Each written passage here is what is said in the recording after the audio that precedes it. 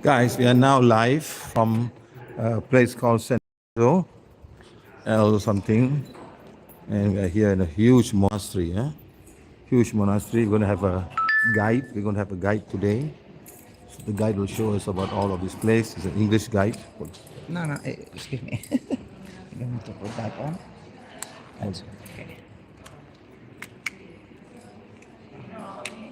I'm going to show the map of the monastery.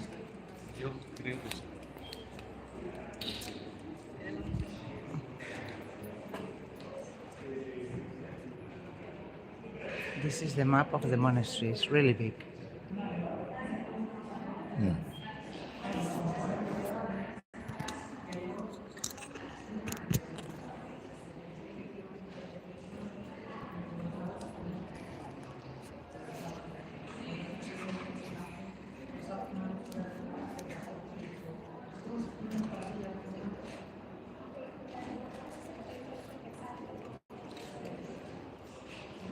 Here we are, guys. Okay. Laura, Yes? what is monastery all about?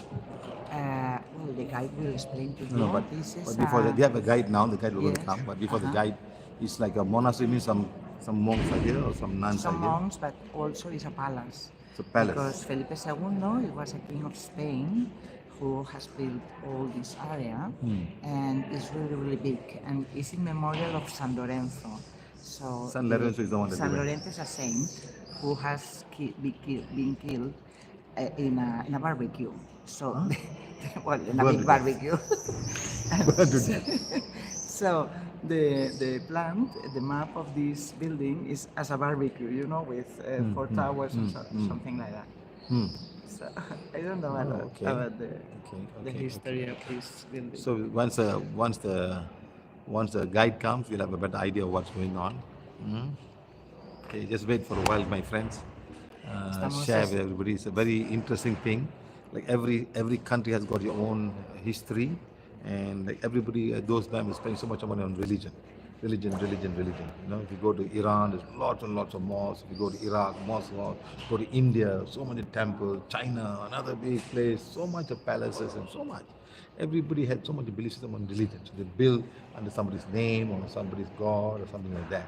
And here it is the San Lorenzo. Estamos en San Lorenzo del Escorial, en la provincia de Madrid, y es un monasterio, palacio que construyó Felipe II, el rey que tenía todas las propiedades en todo el mundo, ¿verdad? En toda España, era enorme. Y nos van a explicar, a venir la guía y nos va a explicar más cosas acerca de este monasterio, que es enorme y nada, tiene forma de parrilla porque a San Lorenzo lo martirizaron en una parrilla. Entonces este monasterio pues tiene esa forma como de parrilla. Pero bueno, todo eso lo veremos, así que esperamos. It's very interesting, you know, every country has its own. You cannot use that one.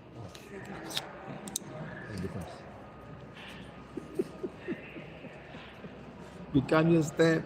I got to carry my camera all this one today. What to do? We can carry, we can. Espérate que está. Everywhere, rules.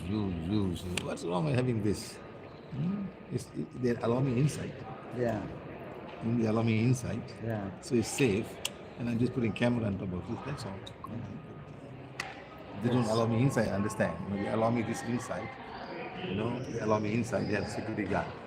You know, and then they allow me not to use it. I don't understand the logic. No logic. No logic. Anyway, whatever it is. You follow No rules. nos dejan usar el trípode, no sabemos por qué, pero no se puede usar el trípode. When in Rome, follow Rome. Rules of the Rome. In Spain, follow rules of Spain. Yes. At least they allow us to do this, huh?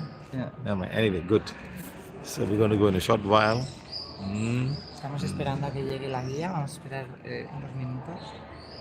Let's wait for the lady to come. We have an English translator. We start at 12 o'clock. It's almost 12 o'clock. The bell rings. Times? Yeah, you will see now is the cuartos.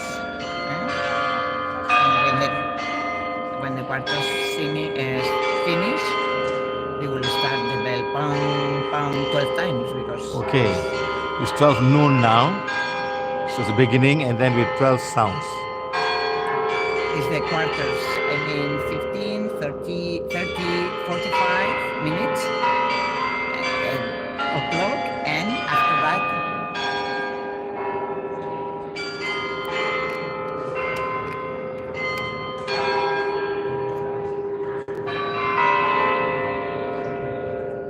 estamos en San Lorenzo de Escorial y son las 12. Así que están sonando las campanas. Primero son los cuartos que están sonando ahora. A las 12 en punto sonarán las campanadas.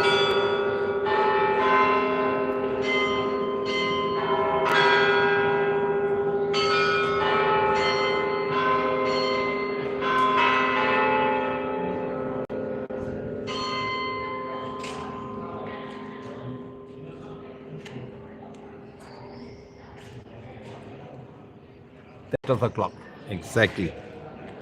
12. My time is correct. It's 12 o'clock. Okay, guys, here we are. Time is 12 o'clock. Just hold this for a while. Let me take a picture of this camera.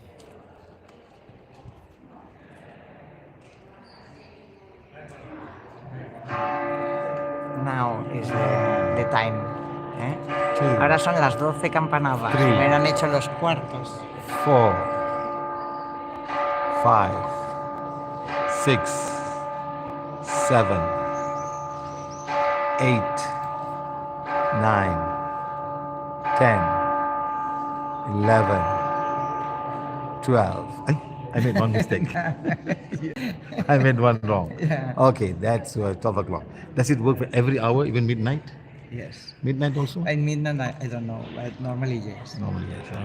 So it's a time for all the people who are living in this village. They have a time limit what to do.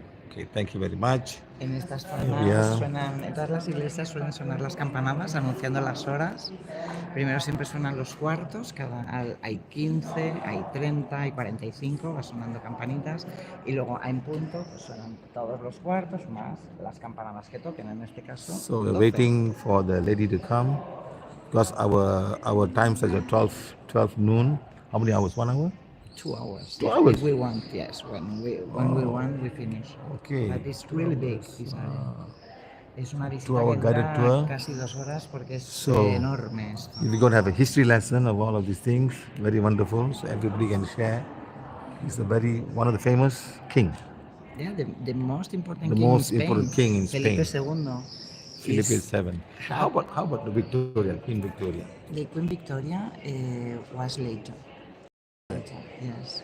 His grandfather. It could be. I'm going to look for.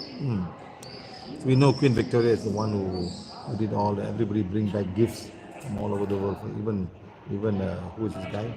Even Columbus must bring back gifts for her, you know? No.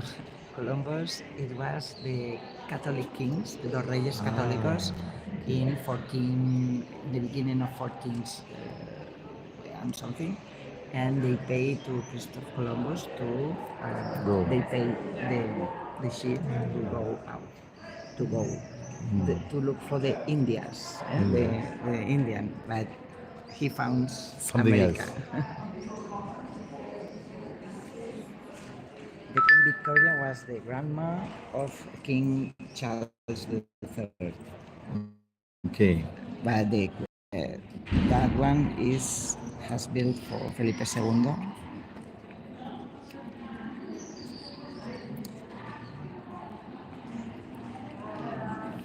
He was born in 1527 and he died in 1598. So very young, huh? Yeah. 80 years old. Yeah. 70 years old. Yes,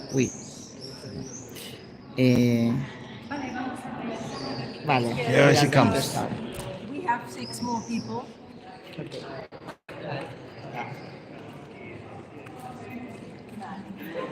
Here we go, guys. Yeah, all of you, please, just a second. We are going to give you.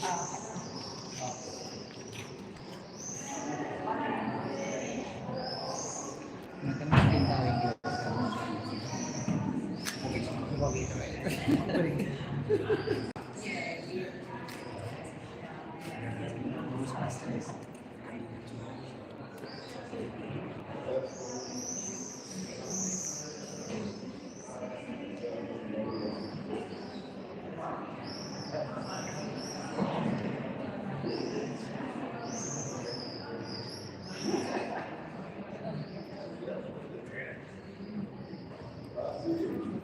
So they are going to give you a microphone and the ears, so like that you could tell the history.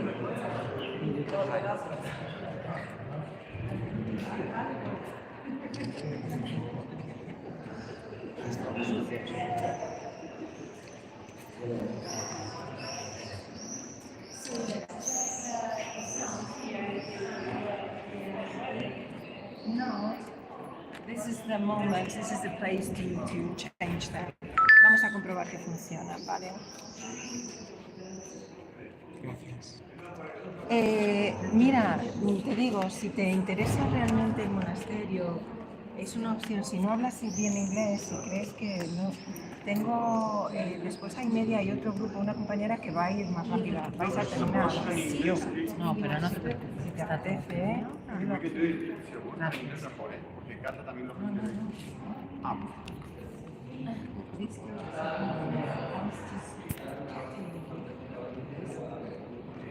So, now let's check.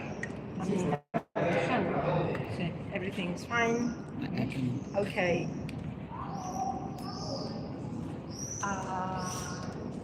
Everybody's hearing well? Yeah?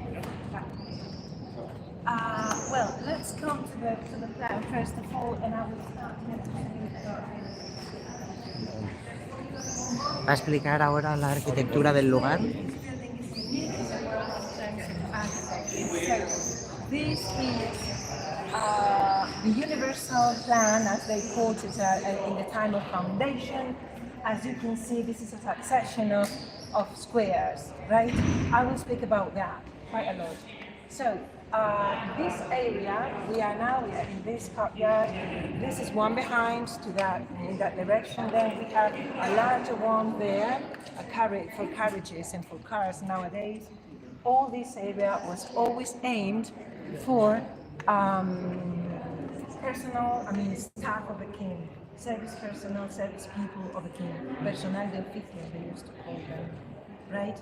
Oh, you're going to film me. Ah, no, I can film that. Please try. Yeah? Okay. I don't get used to No, that. no. So, all this area, that's what, for example, Esta parte es donde estaban los que trabajaban para el rey. Of the king, of the palace of the king. What?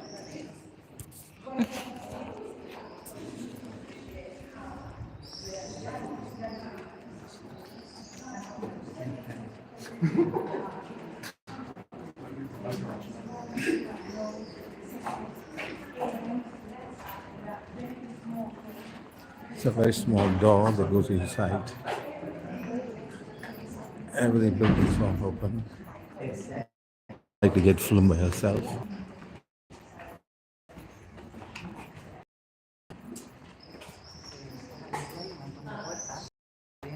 A diferentes estancias. Y nada está así en esta zona.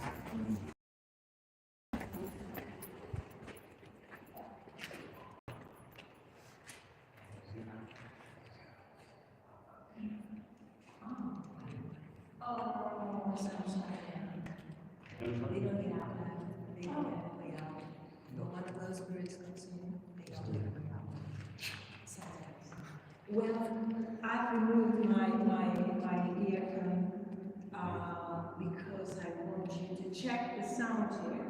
I even have a friend, a colleague of ours, who sings ancient music, and you can see her practicing here when this is empty. You notice? It is amazing. This building, as I have told you, is pure architecture, is pure mathematics, is pure geometry, and I will develop that issue. That's why I wanted some time. Those two doors are the entrance to the palace of the king, and that one, through that we will access the convent. Estas dos puertas son para el acceso al Palacio del Rey y ahora vamos a entrar en la parte más del monasterio. We can tell. It was because the sound of this area, there was a singer here who tried, because the sound is very nice. Y un cantante cantaba en esta zona porque la resonancia de la estancia es muy buena.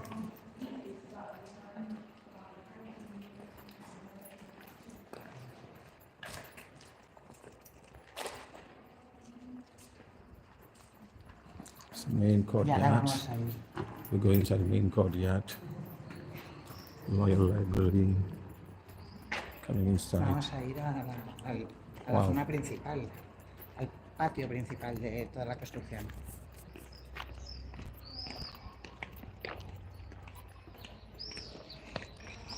Huge place, eh? Huge. Mm-hmm.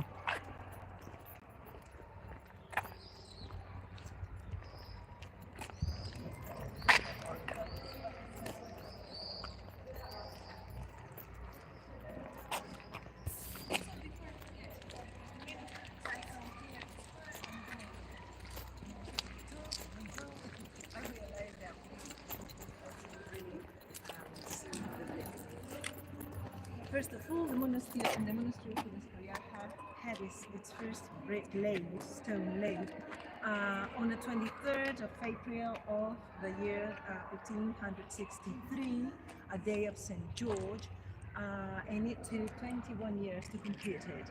The last one was laid on the 13th of September of 1584. The first one had been put under the seat, the seat of the prior in the refectory, in the dining hall of the monks.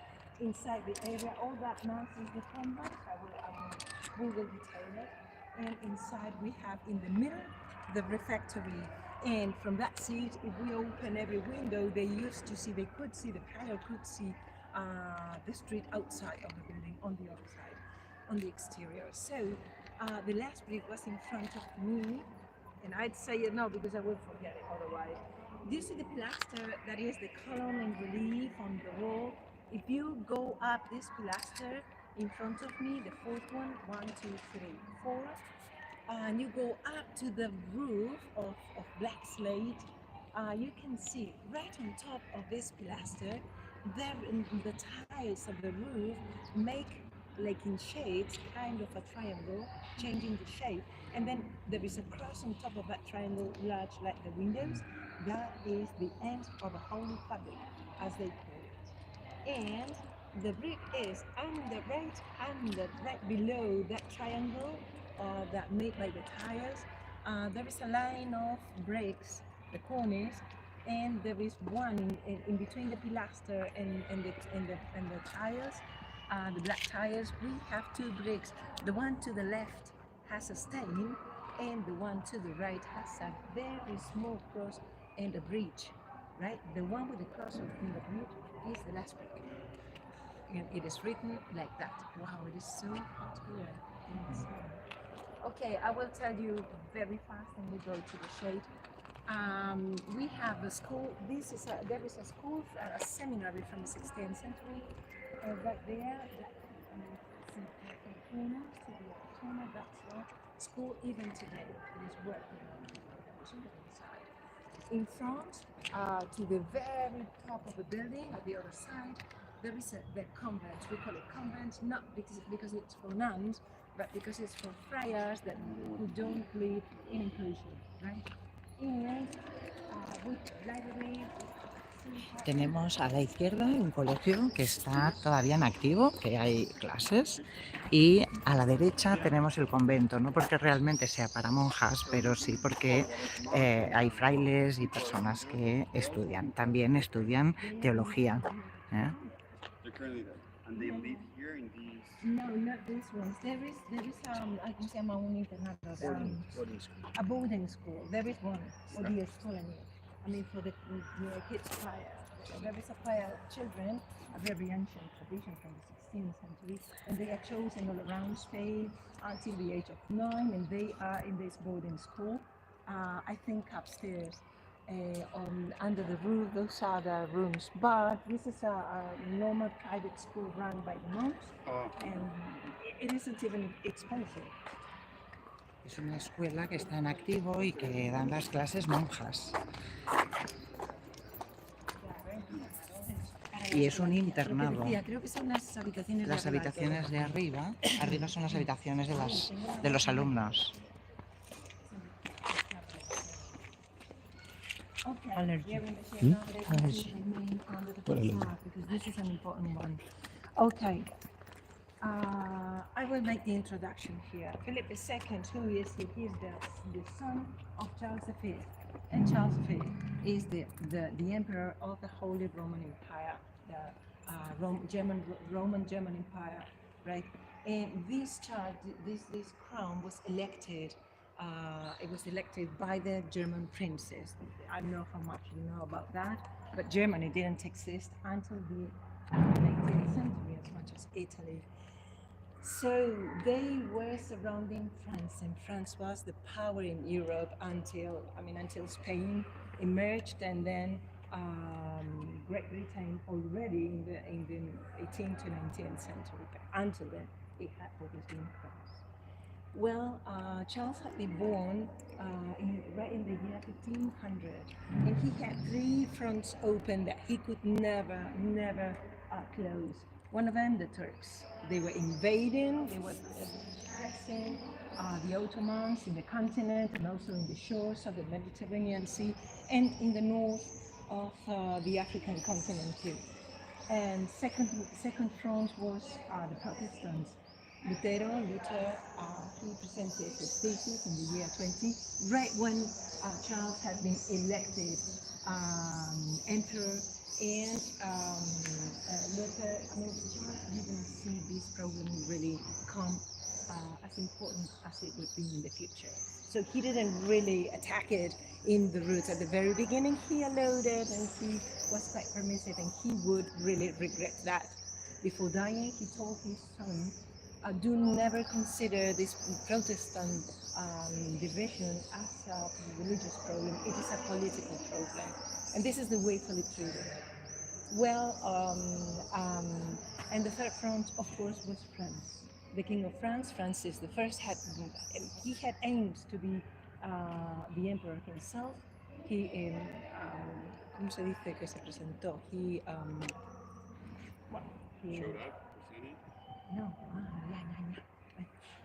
Anyway, he was frustrated. He saw how Charles was elected, and he couldn't because Charles had more money. Simple. I mean, with the gold from America and with the loans of the German bankers, by the way. So, France declared war to Spain non-stop for 40 to 50 years, non-stop, around 40 years. Well, in the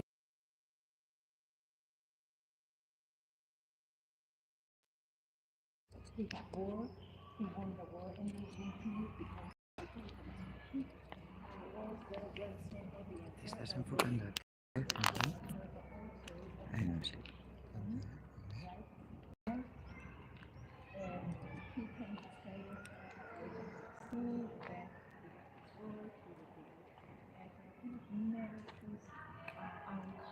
Another granddaughter of the Catholic King is very popular, by the way. She was famous for being so beautiful. They said, and this has always been said, that she was a very beautiful version of her own grandmother. I don't know what's her name.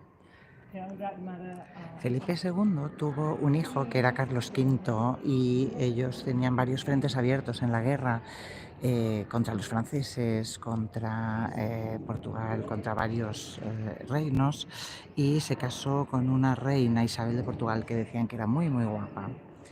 Y Felipe II tenía estos frentes abiertos de guerra y como no podía acabar todas las guerras, pues le encargó a su hijo, a Carlos V, que él continuase las guerras. Every battle he used to go to battle, and he was very depressed. He had lost his wife, and he abdicated in his son. Philip, in that moment, was married to another granddaughter of the Catholic king, Mary Tudor of England. He was King of England for already 5 years. I mean, for already 3 years. In that moment, there was another war in Paris. It was the war against France.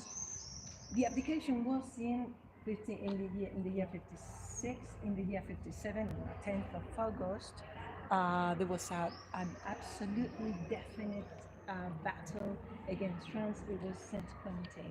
This is a village in the northwest of France, and Spain had the victory for around 150 years against France. I mean, in the mind of Philip, he was starting as a king. He's around 30 years old. He's 30 years old, and he had this definite victory against France. So this happened on the day of St. Lawrence, and St. Lawrence, 10th of August. And St. Lawrence is a Spanish martyr from the pyramids from Western.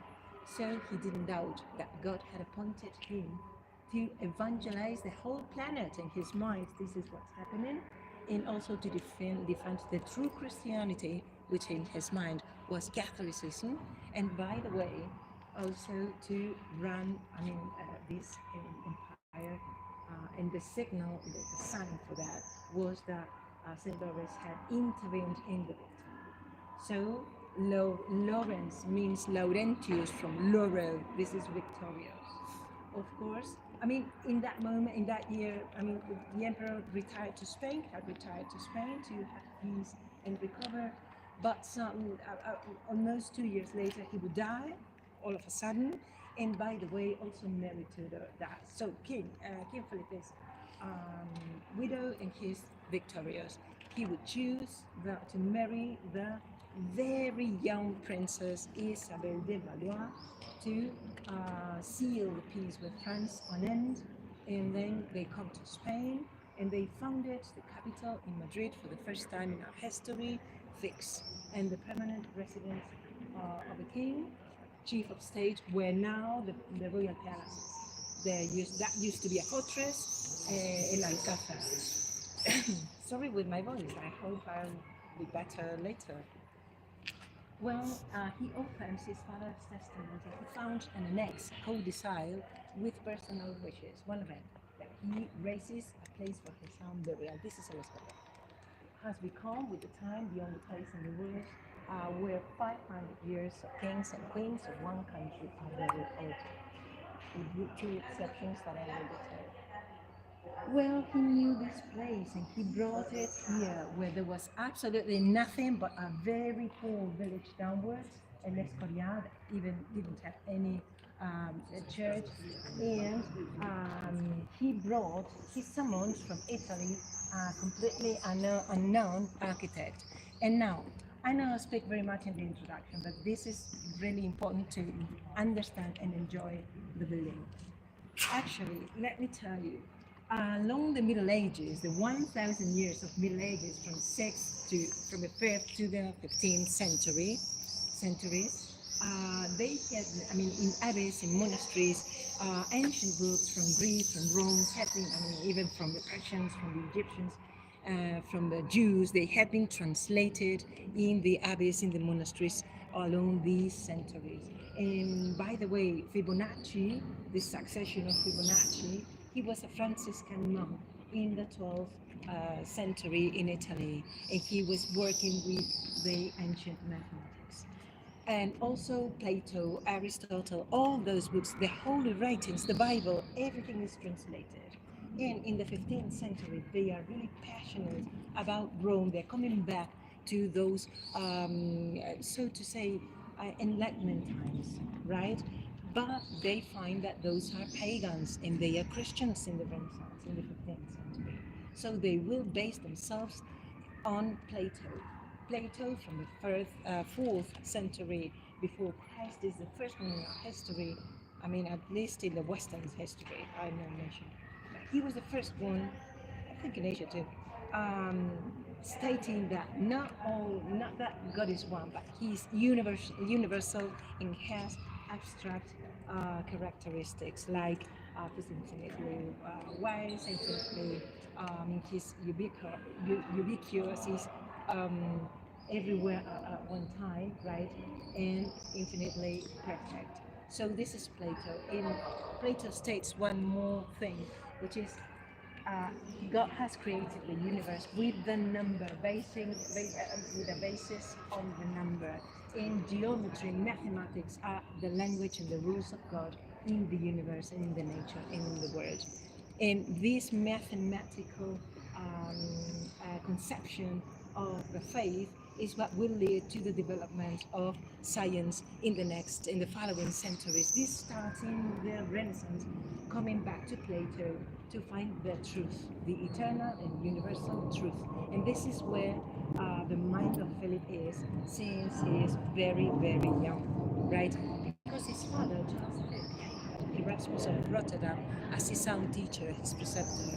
And by the way, that's why Charles started the Council of Trento, because Erasmus of Rotterdam was a very strong criticizer of the corruption in the church, and Charles overtook the attempt to reform on. Are you okay with that? He wanted to undertake the reformation of the Catholic Church, also to come back to the purity and the originality of the first Christians. Trento lasted 18 years. Neither France nor the Pope in the Vatican wanted to have this reformation. So it was three blocks of sessions, sorry. When Trento was finishing, this was being started to be built in the year 1563. And the last decrees of Trento were about the aesthetics and the form and the shape and the expression. And they said, you will, um, you will respect. I don't know how to say things today. Uh, you will have to. Habrá que respetar. It will have to be respected. Decorous, severity, order, proportion, and symmetry in arts and in expressions. And this is what's here. But also, in the minds of the Christians in the 16th century, also in the 3rd century, where Vitruvio, the Roman Christian architect, is developing his architectural theories. They have a conception that God has created the man at his image because he has provided us with intellect, with knowledge, and he's only one. So the unity, the unification of knowledge is the way to find the truth and to find the rules of God and to study the faith. So Philip II is all these ideas are in his mind, but also if he has created, he lives in the universe, and the house of the man has to also be an image of God. Or, this is the idea of the Renaissance by means of mathematics. This is all based on the divine proportion. Did you know the golden ratio, the divine proportion? The spiral. Yeah? Okay, I will say because this is very. Sorry, I'm messy today. It must be due to the weather. I have migraine and I'm very chaotic today. But I'll get it. Okay, this is number like pi. It is 5 for Phidias, the Greek architect, and it is 1.6018 like that. And then if we have a rectangle where the longer line is 1.6, 5 times the shorter one, and we draw the square inside, we have a rectangle that remains, which will hold the same proportion. And so to the infinite, you can go ahead and ahead. Then, if you draw the semicircumference in every square, you will get a spiral with a weird shape. It is like very round at the beginning, and then it goes to the corner. They find this spiral in the shells of mollusks, but also numerically, this succession of Fibonacci is related to all these geometry, golden ratio mathematics. Actually, the number of petals in the flowers in the nature is not just any number. There is no flower with 9 petals. But further than that, how is the human being how is it proven that we are made God's image? Because we have a golden ratio in our anatomy. This is the man of Vitruvio, the Roman Christian architect from the 3rd century, made by Leonardo da Vinci in this triangle and circle. This is a study of this proportion in our axis. But also, you know, the arm has the golden ratio. I mean, the arm is 5 times the longer part, and this longer part is 5 times the shorter one. Same in the leg, if we are beautiful. Otherwise, I mean, don't be impressed if you measure yourself. Yeah, every geometry that you develop based on this golden ratio axis will hold the golden ratio in the internal structure. I'm very much a math person, so I will leave it here. This is El Escorial. El Escorial is divine geometry taken to the stone. And also holding severity, the colors, proportion, symmetry, and order. By the way, also the acts of God are not whimsical. So the time when they choose to do things has to be studied mathematically. Also, the planets, the sun, everything can be united and make one single unity. And this is the idea here, right? Once I've been able to explain this today, my birthday. El Escorial está hecho en exactamente siguiendo las matemáticas, todas las proporciones matemáticas, y lo que querían era que esas proporciones perfectas unieran a todas las personas de todos los pensamientos. Ellos creían que la perfección estaba en las matemáticas y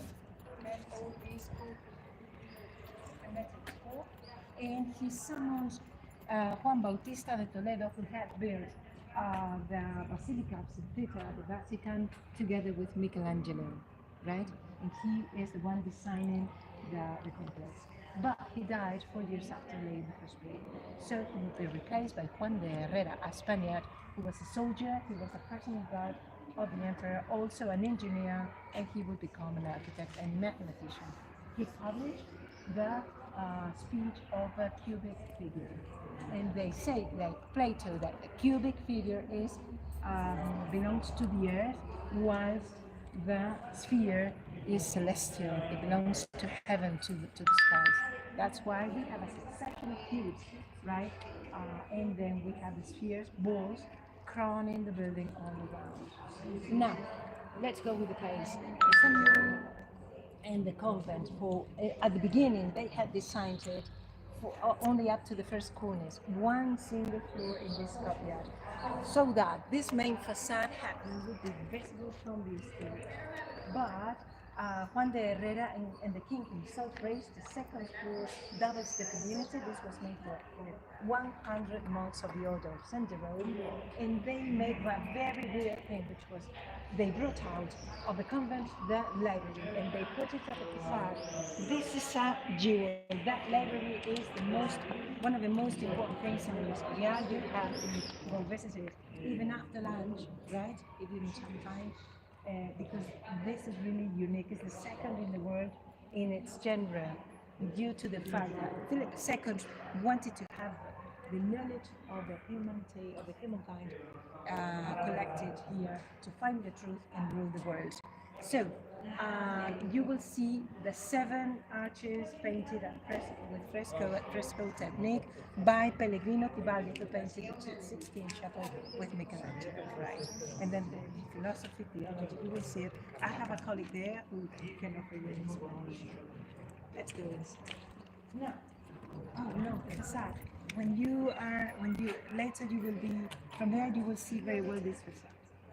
We have 6 statues with the kings, founders of the first temple in Jerusalem. Okay, let's go. We have the 6 statues. They are all made from one single piece of granite, right? Together with the St. Lorenzo of the exterior facade, we have Solomon and David in the middle, and then Josias and Manasseh contributed the architecture, and to the left, Ezekias and Josaphat, they contributed the liturgy and the objects of celebration. That balcony used to be, I mean, they could open it, and there used to be a statue, a sculpture there that is really, really valuable. We will see it inside the basilica to say the mass for the military guards of the king. They used to form here, and then they would assist to the mass, I mean, attend the mass, sorry, offer service in that balcony. And we have the clock and the bell in that tower, and inside that other tower to the left, there is a carillon inside an instrument, and it controls the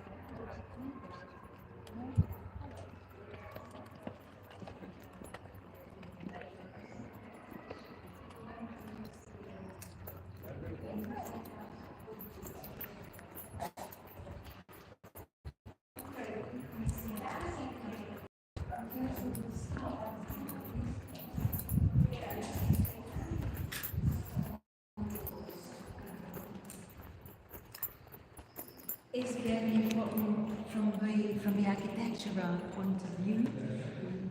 We have a choir on top and on the other side of the ceiling here, and this is the only, and unique flat cupola in the world. There are other flat cupolas, but not like this one. It was invented by Prana. Actually, there was a problem that the order system always has the choir at the foot of the feet at the beginning of the place. But this was an entrance for the king, so they needed to put it on the first floor, and they needed to have a royal entrance, a cupola for the king. So they made one, a very weird thing, which is, I mean, this he invented.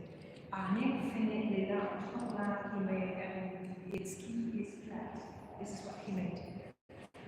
It is a little bit convex.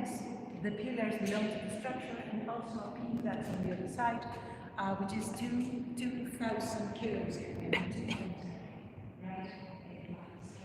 Right? Now, there is no letters right here. The mass for the people, for the servants of the king, was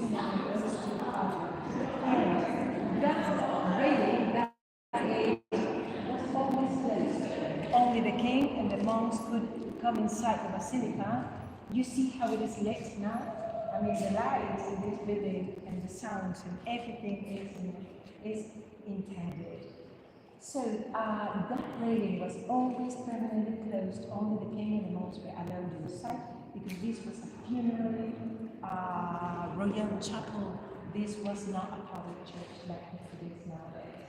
So you see the solar arch on top of the gate, and there is a circle with a cross. We made this cross open side with the cross at the very bottom in the Calvary. You will see how the figures of the Calvary at the bottom, in the altar, they fit inside the solar.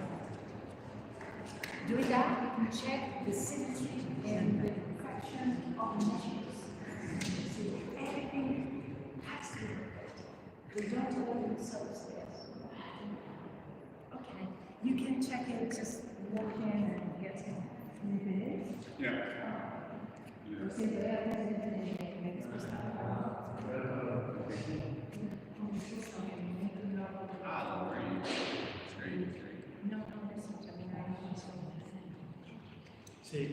You fine? Yeah.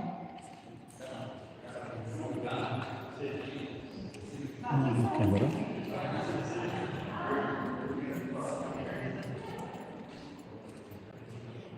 This flat wall, flat cupola is really, if you look up on the internet some PDF of engineering explaining it, I mean, this is really amazing. I cannot repeat it. This is like, I mean, the separation in between the bricks corresponds to a flat piece, one only piece that's breaking, but when it's in balance. I mean, this is really complex. This is really complex. Yeah. If Fakir jumps on the floor of it, I've done like this on the floor of the choir, it vibrates. And you see here the floor changes. It is equal to that inside. If this was closed, what's the reason? The reason is those benches, because the kids are required to sing the mass at dawn at 5 in the morning in summer, 6. In winter, they used to sing the mass for the king only when the king, when Philip II, was present in this building. La más es la misa. La misa. Es que tú dime, en la misa puede venir quien quería. No. Solo. No, the mass was to wake up the king. Then there was a couple of monks permanently praying for the souls of those buried here, because this is a funerary chapel still today. Yeah. Okay, if we walk towards the center and look out, we can appreciate quite much the massiveness of this basilica. This chapel. Actually. So this is the center, right the center. Above my head, I have the cupola, what we call it cimborrio. This lantern cupola is 92 meters high, and as you can see, there is some light inside, because this is a place for the king and for God, not for the people who don't have intellectual ability decided by God. We have to go to the 16th century mind. So it is surrounded, this cupola, by those frescoes. Normally, people don't know how a fresco is made, and this is important to appreciate that we have above our heads. The fresco technique is the most expensive and the most difficult of all these arts, and only in Italy they could really do it well until the 18th century. The reason is that the master, the specialist, the master, the artist, has a team of assistants who will prepare a plaster with ground sand, or sometimes ground granite in this building, lime, and also water in 3 layers. So every layer has the sand ground finer. So that they put one layer, 2 to 3 square meters, not more. And then the master gives paint. Second layer, master gives more paint, and the third layer, that's where very finely ground, that's where the master gives the details.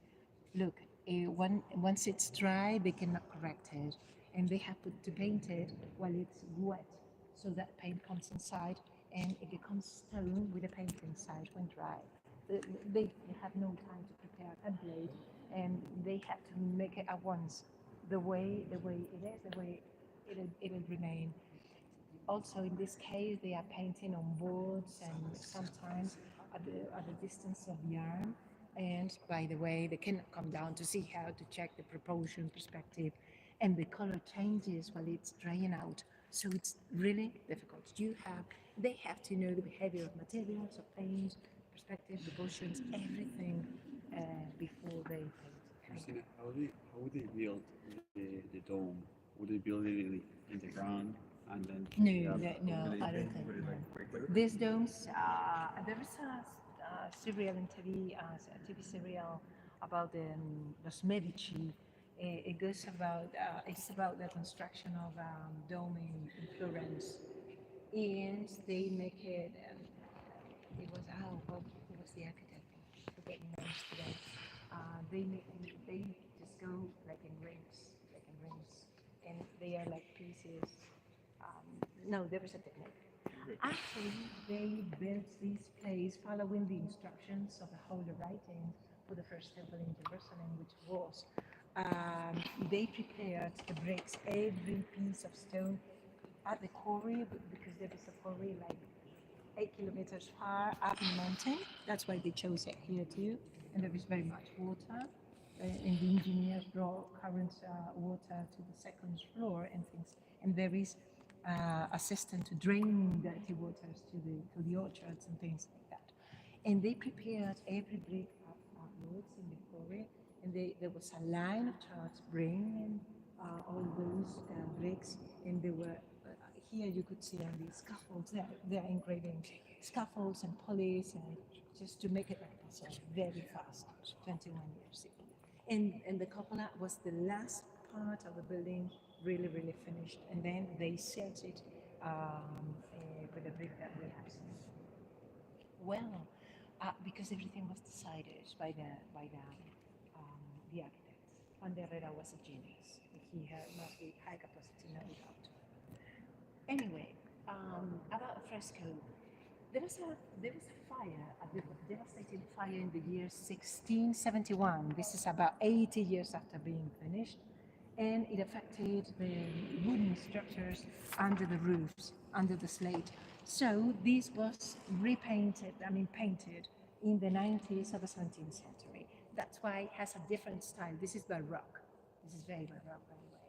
If we compare it with the fresco from the 16th century to that's original from the time of foundation, we can see the stalls downwards, 123 seats for the monk, for the representatives of God on earth, and then reflecting it like a mirror, we have the fresco with the glory, not the fire, but Father, Son, and Holy Spirit, surrounded by angels, archangels, martyrs of the church, doctors of the church, and like that. So you see, it is inside out. It is upside down because it is like a mirror reflecting this world. And by the way, it is lit by that window, which is almost closed, but it is all measured and calculated to work like that. And that was painted by Luca Cambiaso in the 16th century. This in the center by Luca Giordano, who was nicknamed Luca fa presto because he was ambidextrous. He painted with two hands at a time. So it was really the most expensive of all because he was very fast and very good. That's a lectern, a piece of two tones in the middle, up in the choir, and it can be turned with one single finger up on it. By the way, we have two organs there and two outside. That on your right is the organ that is used today for cancer. We have 15,000 tubes altogether. Okay, let's go ahead. How many tubes? 15,000. 15,000. These two are huge. Inside. Yeah, made in the Netherlands in 16th century. So, we're walking towards the main altar. We have 23 altars here, and here is the main one used when the king, Philip II, was in the building. I have to say, Philip II didn't live here. He was living in Madrid, or he was using any of his many palaces. He had 5 only in Madrid, still extant today. And he had the royal house in Segovia, in Valladolid, etc.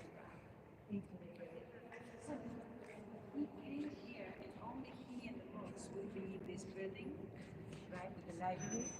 And he was present in the building. These altar pieces will be used for the Eucharist. These are just from Spain, and we have the most important part of the building is that because that's where that window is the one through which Christ comes every day down to this world in the form of light. And this is of the utmost importance for them. So it was destroyed. It was really very damaged by the French troops of Napoleon because the custody inside consisted in a reproduction of its shape in gold. 1 elbow wide, 3 elbows high, it was described, and surrounded by precious stones, by rubies and diamonds. They, of course, took it. They must have, melted the gold. It was remade following the materials and also the same designs of the original author, who was Jacopo da Trezzo. He has a street in Madrid, Jacopo Trezzo. Jacopo da Trezzo. Yeah, la calle Jacopo Trezzo. Well, we have paintings by Pellegrino Tibaldi, especially the St. Lawrence on the Grill. He was martyred on the Grill, and the Birth of Christ. The rest were painted by another Italian, Federico Zuccaro. Look, you see the 4 stories. Everyone is shorter as we go up, while the sculptures are longer as we go up.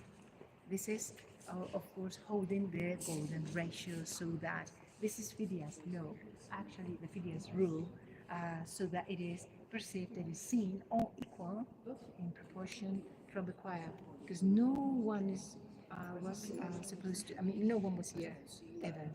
If any nobles were accompanying the king, they were for the men there, and they would stand up there on the first floor for the queen.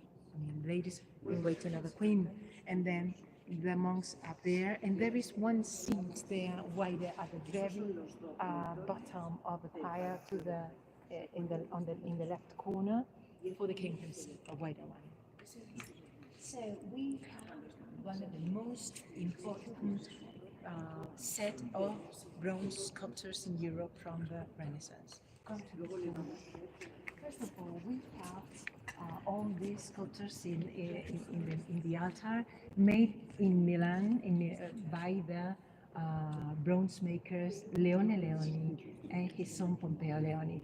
On the first floor, father founders of the church. To the left, those two orders, main father founders of the orders of this building, St. Jerome and St. Augustine. Because today we have a community of 30 Augustinian monks here. I mean, the order of St. Jerome disappeared in the 19th century. To the right, father founders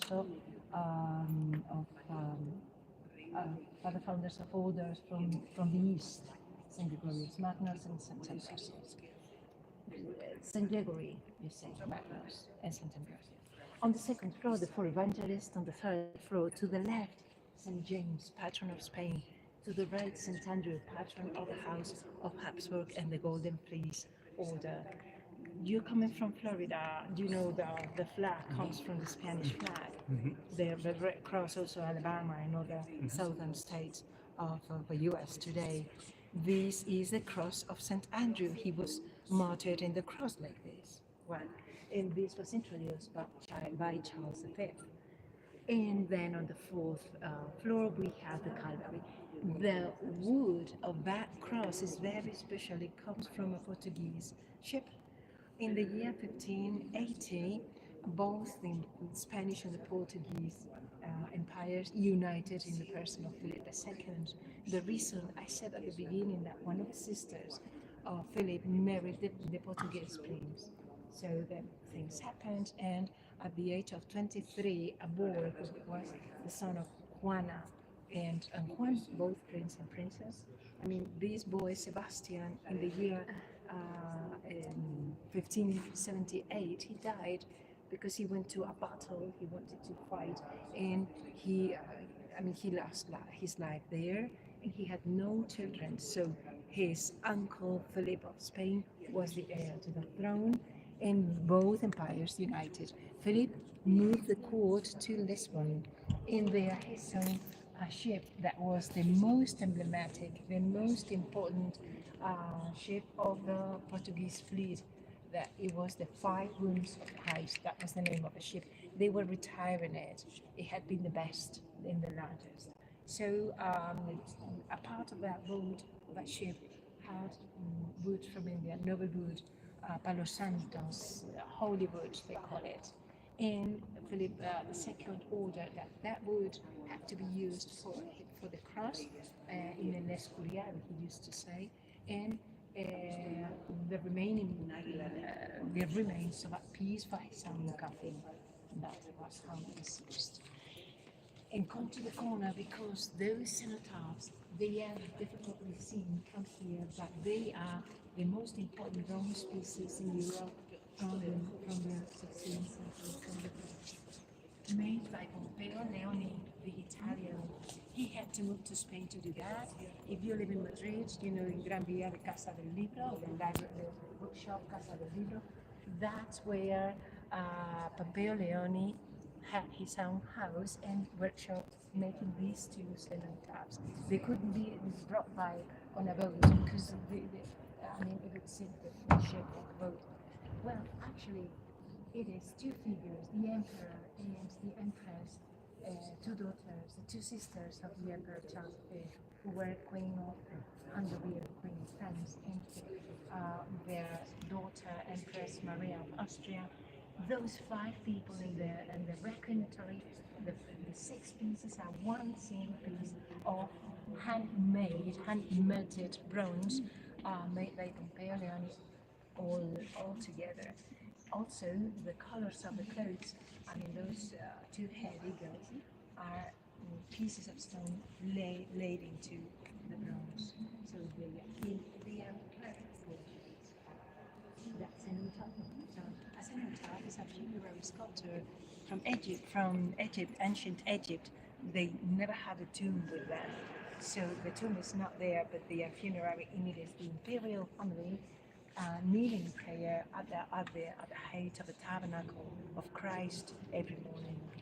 By the way, if we come to the other corner, we can see the sun, three wives, Mediterranean didn't give him any boy, any heir, or even any daughter, and she would never step in Spain, so she's not here, she's in London, as Queen of England. The other 3 wives and also his first son, Prince Charles, are all together there. So you see 3 doors under the cenotaph of Charles, 3 doors under the cenotaph of Philip. Those are the bedrooms of the Queen to the left, with the King to the right. Okay. So in bedrooms, you will, yeah. But for to sleep, Yeah. You'll be behind. tenían acceso directo al Sí, pero no entraban por ahí. No solía, pero sí. Sí, verás más. Actually, esto es como un parque de atracciones. Yo es que hablo mucho y parece que voy muy seria, pero esto es como un parque de atracciones. La túnica. Sí. Sorry. The tunies, the flag. The cloak.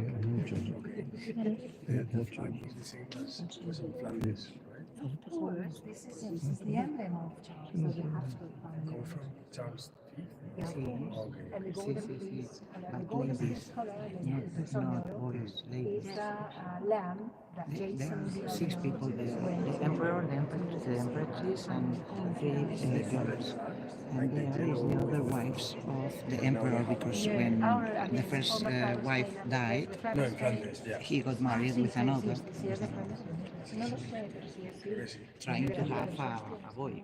Y no sé en qué pueblo es, que tienen a la entrada, es que me lo dijeron una pareja holandesas, perdón, chiste muy bien. Tienes el busto en la entrada de la ciudad, en Bélgica. Sí. Me decían unos señores de allí, es que nosotros estaban casi lloraban aquí, porque decían, es que en nuestro pueblo hay 2 columnas a la entrada del muro medieval, y tienes el busto de Carlos V en un lado y el de Felipe II en el otro. Es que son nuestros reyes. Qué bonito. Bueno. What is the significance of the skull? Oh, this Monte Golgotha. The mount where Christ was crucified was actually, it is written like that. It was a mount under the surface, there was all these skulls. But also it is a symbol of the victory of the resurrection of Christ upon the death of the world. Sí, es muy alegórico. Okay, let me tell you. Charles V, when he retired, when he abdicated his son, he couldn't even get up from bed. So he designs his own house in his retirement in Yuste, the monastery in Spain, in the south of Spain. It was very humble, only 4 rooms on the first floor, 4 rooms on the ground floor, and his bedroom was attached to the altar of that church there, so that he could attend the mass from his own bed. Philip II imitated his father in every detail. That's why he's living the same way in El Escorial. Also, he suffered the same illness, gout, uric acid. So yeah. Too much good food. Too much meat. Good food. And good food. Hunting meat, that's what I said. Even for breakfast. Yes, And man. 2 liters of beer every day. for Yeah, the emperor. that's enough. That's more than enough. Well, anyway, also Charles gave instructions about the way he had to be buried. He said to his son in Holy Desire and his testament, I'll be in that place that you raised for me, under the main altar, in such a way that my breast and my head remain under the feet of the monk when saying the mass. Because the monarchy is the pillar of the church, and that's why we have 25 meters under the main altar, the canopy of the kings. Okay, let's move now. We have this other 42 altars with pillars of stone.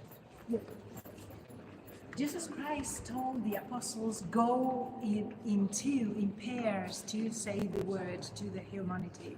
So that's why we have pairs of saints in the pillars of this church, because they are the pillars of the church.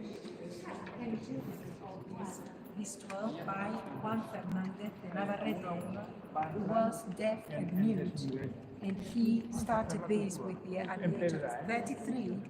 He was alcoholic, by the way, because he was too sensitive, and he learned on seeing the paintings of Titian, but he died at the age of 38, so he only painted all these here. These two are the four evangelists and the apostles. And this is the best painter in the 16th century in Spain, but he only worked here, more or less. That's why I stopped here. Right and left, at both sides of the altar, we have the relic cupboards. I mean, we don't have a room named the relic, el relicario, no? The relic room, because this is a funerary space. So actually, the relics are inside the basilica.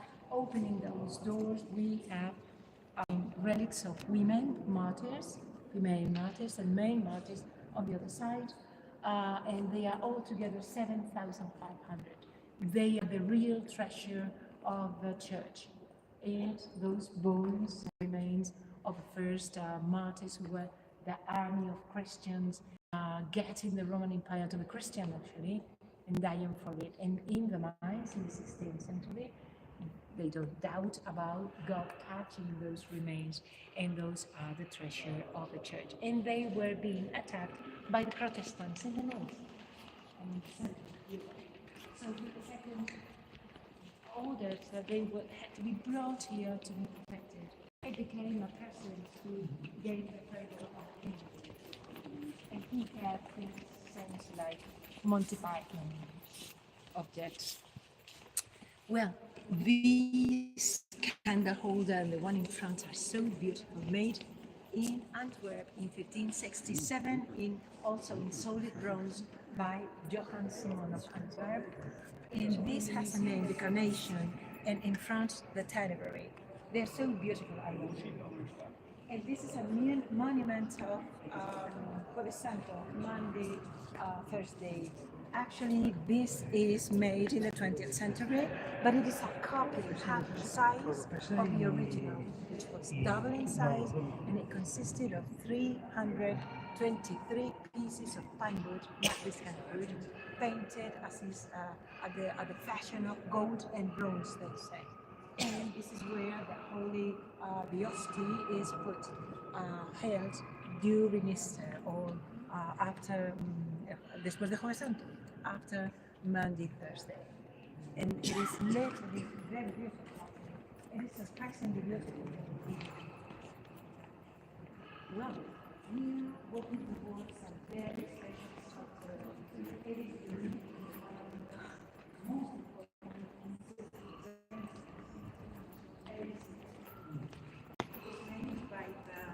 who is regarded as the best naturalist sculptor of the Renaissance. He was a disciple of Michelangelo, but he became better than Michelangelo. He's never actually described.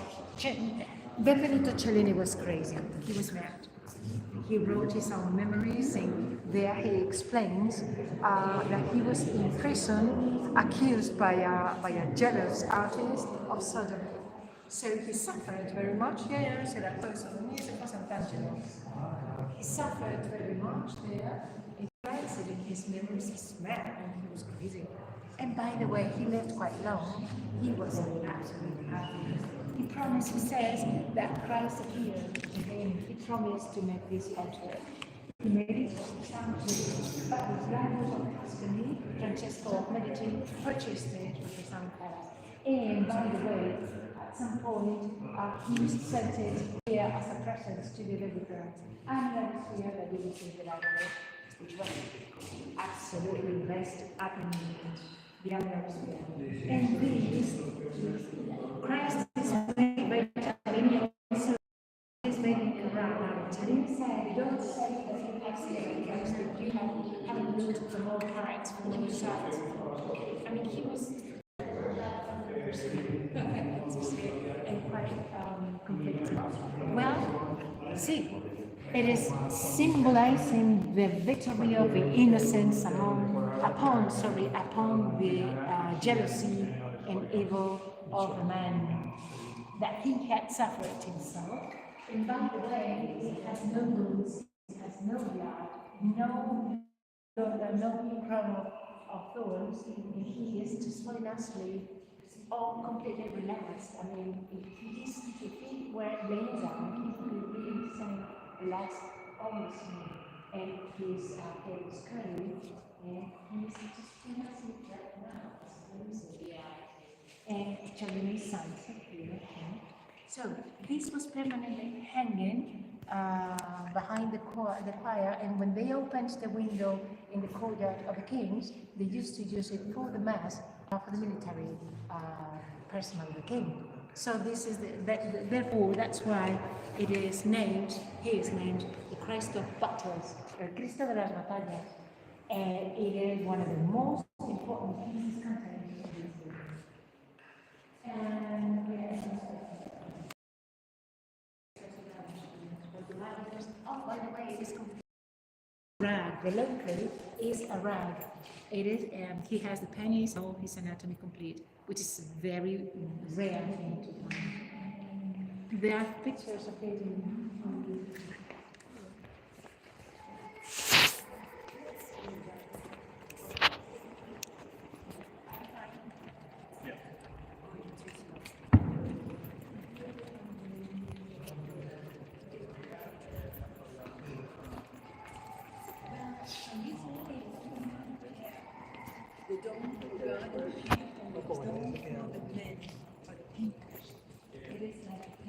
This is the cake.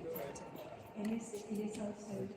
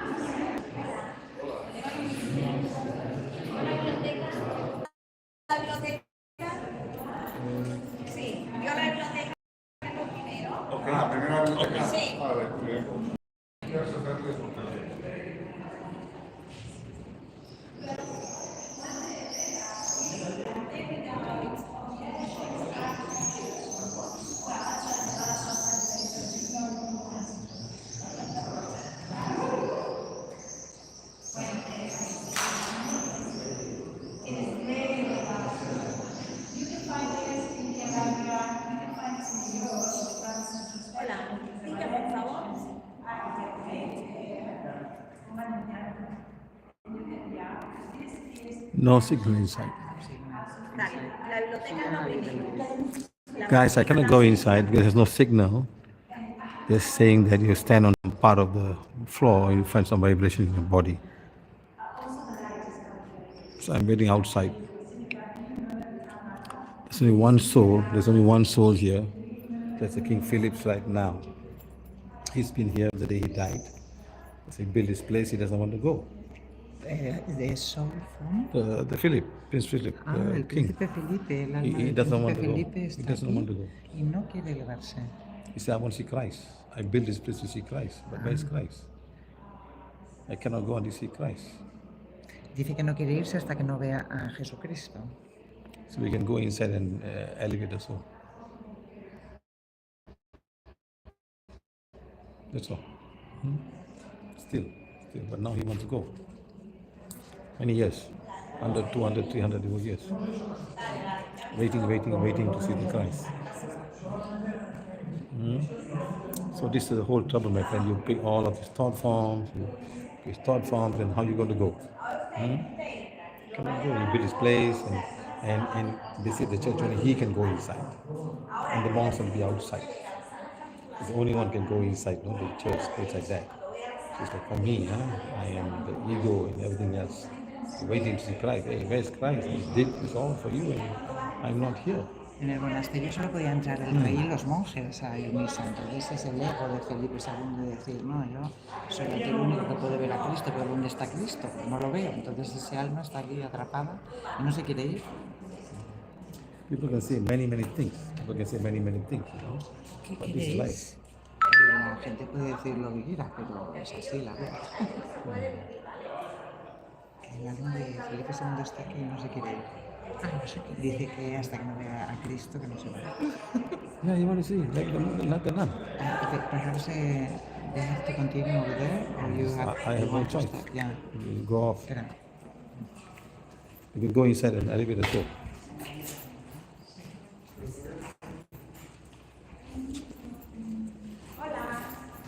Vale, y después por aquí, ¿vale?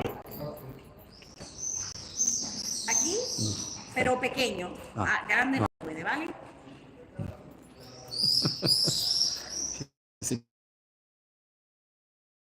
I make a small stand.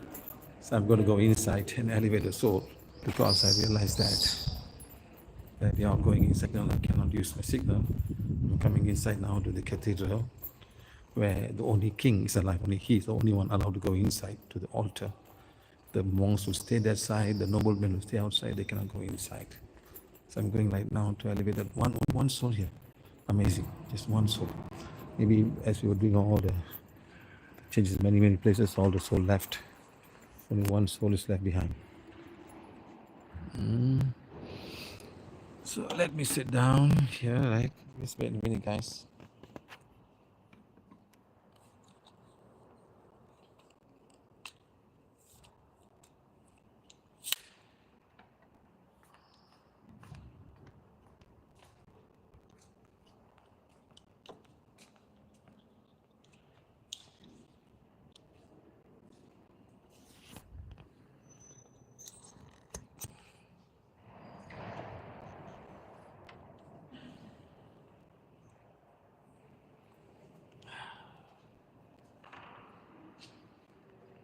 Okay, my friends. Remember, we have been going around all the churches around here, in all of these places. Only one soul here right now. He's the king himself. King Philip is here because this whole place was built for him. And as you were saying, he's the only one can go inside. Now they've changed and people are allowed to go inside. He's the only one who's allowed to go inside and do the mass. Maybe the priest, otherwise not allowed inside. So the question is, I build all of these things for Christ. I build all of these things, my belief system for Christ, and beautiful place. I call people from all over the place to come here to do this thing. And I myself am waiting to see the Christ, but I'm not the Christ. That's his question. Waiting for 100, 200, 300, 10, 20, 30 years, 230 years. 330 years of waiting. Surprisingly. This is what happens, my friends. All of us think that our belief system is what we do. We do all of these things and God will come to us and no. And he didn't have a male child, so his legacy finished there.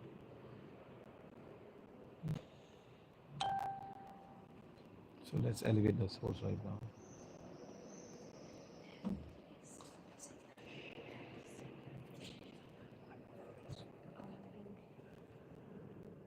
So I'm going to elevate the soul. I'm going right now.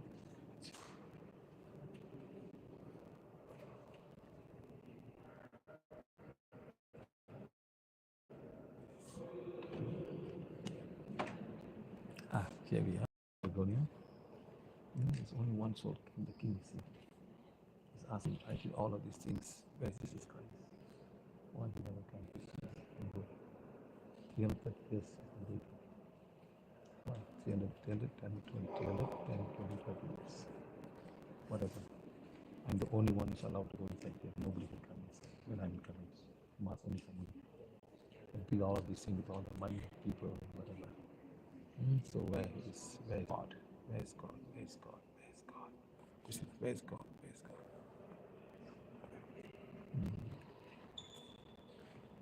Only one soul, King himself. No other soul, no nuns, no masters, nothing. So we just have to say that.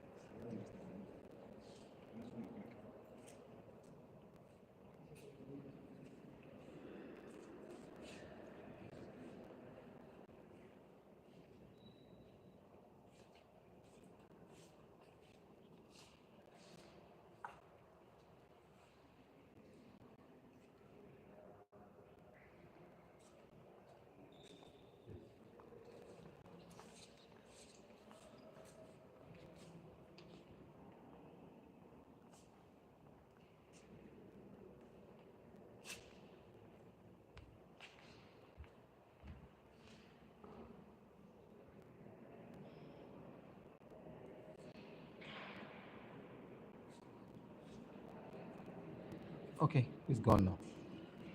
So that's all. You see the belief system. I'm telling this to everybody. Everybody's my belief system. Is it the correct belief system? You can say whatever you want. The correct belief system.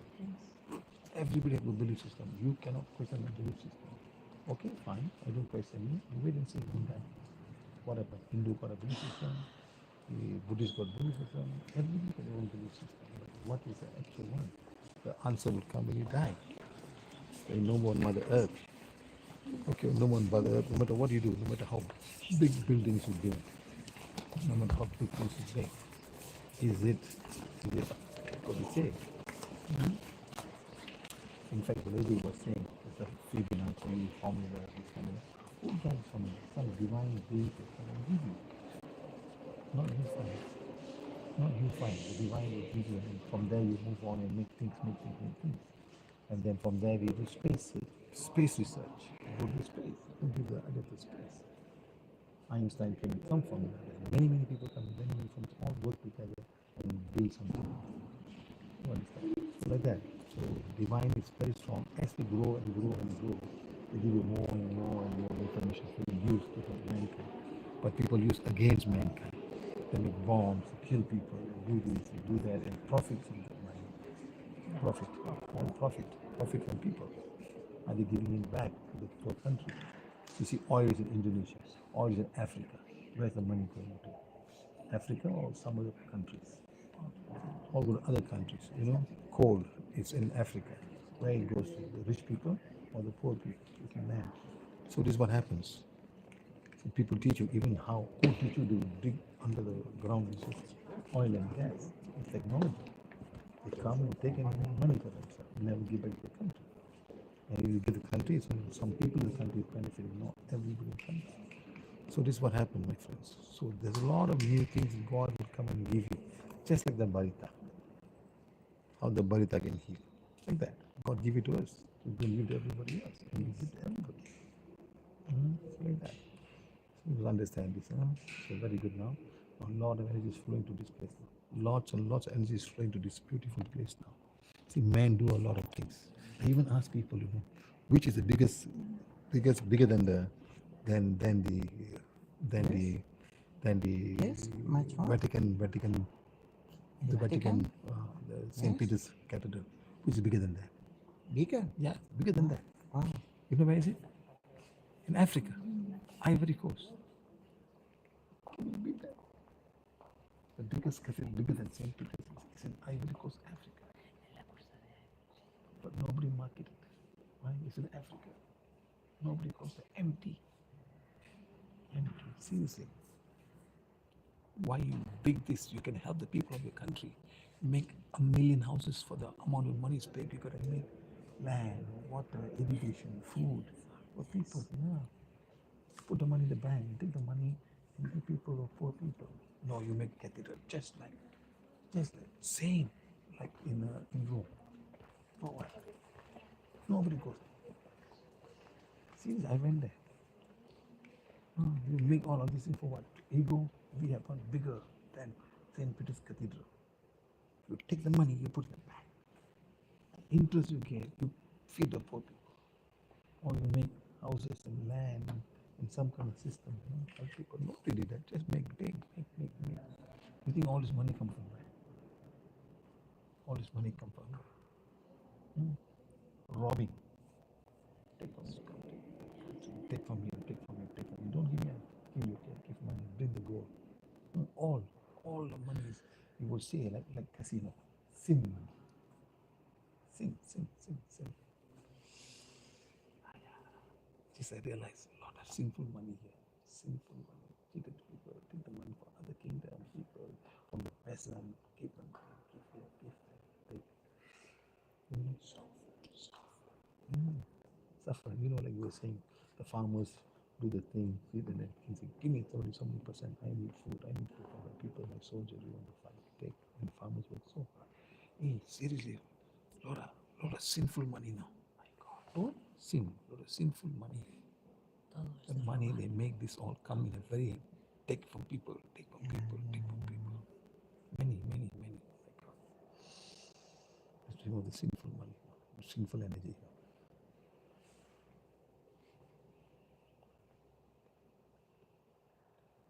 And burn away all the sinful money that's put down here to make this church and make everything blaze away and burn away all this negative energy. People sweat, people got cheated, people got tortured, people have taken money in a wrongful way. Blaze away and burn away all this negative energy completely from this place. Blaze away and burn.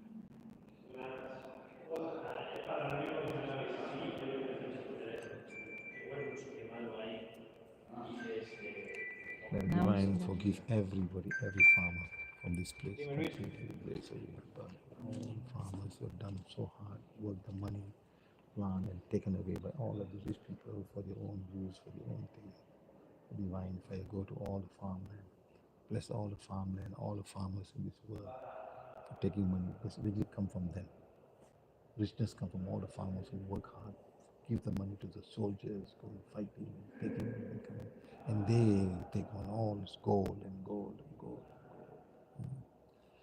Okay, much better now, much better. Lots of divine energy flowing now. Now coming.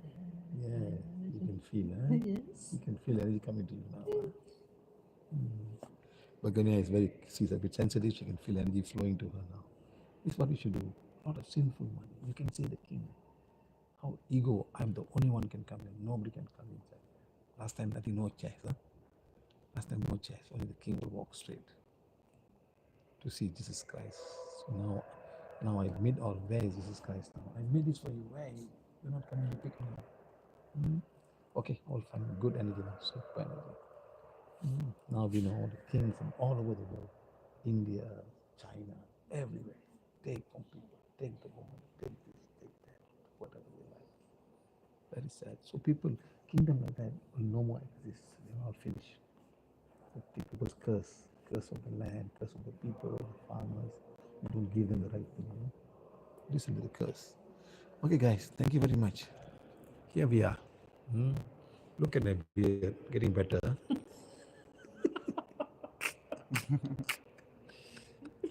Simply because I forgot to bring my razor blade. Why not? I give you one. Yes, I have. No. I just want to see what is it like. Another 5 more days and see what happens. You said you say 4. I say 4. I say 5. Let's see, guys. It's nice. Very interesting to see that. Huh? Hey, come, say goodbye. No. Goodbye. Yeah. Bye. Now, if you see your crown chakra will be very big, Yeah. Like a Jew. Yeah, like a tube of light coming into everybody here. Seriously, now the divine light is flowing now. This is what my friend do. So let me tell you, thank you very much to all the PVH members, PVH volunteers who is making us like Begonia, Laura, and everybody else all over the world. Helping us, giving us food, driving us, seeing everything. This is the first time you guys are here. The first time you are here. Yes, the first time. First time for everybody here. To me also. And I'm so far away. What the hell are we doing here? Muy bien. Pues ahora vamos a poder ir al otro lado, ya verás. You know, my father says the same thing. You know, why you go here? Why you go there? Sit down and work. Get the money. Why you go here? Go there. You know. But now I understand. He understands. Towards the end of his life, he understands. My son is doing good, helping people. Then he keep quiet. Then he supported me. You know, before that, every father, why you go here? Why you go there? Work. Take care of the family. Take care of these things. My family is so big. My family is super, super big. I have to travel around the world. And it's not easy, my friends. People don't understand. Traveling the world is not easy. Waiting for the flight. Flight is delayed. Stand the long queue. 2 hours, 3 hours wait. Flight delayed. Come and take up the bag. Go outside. Temperature difference. Cold, warm, hot. So much of difficulty. So much of thing, you know. So, but anyway, it's nice to go around helping people, helping the world, do whatever we can, whatever God give us, we use. You know what God give us, we use. Okay, God give me this thing, I go. Thank you very much. Thank you to whoever built this place, all the beautiful paintings. Thank you, thank you, thank you, thank you. But it's all about religion. Huh? No All mother, about your no religion, mother yeah. nature. Huh? No, Mother Nature. No mother no, nature. sir. Very sad. All people. This man went there, this man come here, this man go there. Same thing over and over again. You know, there's only one place I went in Ecuador. In the church, there was a small place for the volcano. They put the volcano, people pray to the volcano, don't blast, don't blast, don't blast. The volcano don't blast, they don't put, they won't put it. You know, so they pray. Where? In Ecuador. In Ecuador. Ecuador. You know, there was a big church, like cathedral. In the cathedral, they have got the, I can't remember the name of the volcano. They put down the volcano picture. And let's pray for the volcano, not to blast. Very interesting, you know. So I was so surprised. I said, first time I see a church, they have something like that in the church. Very interesting. I was so surprised. Wow, very nice. We can have something like that in church. Okay, guys. Thank you very much. Thank you, thank you, thank you. See you guys, okay? Thank you for joining us. Thank you for being patient.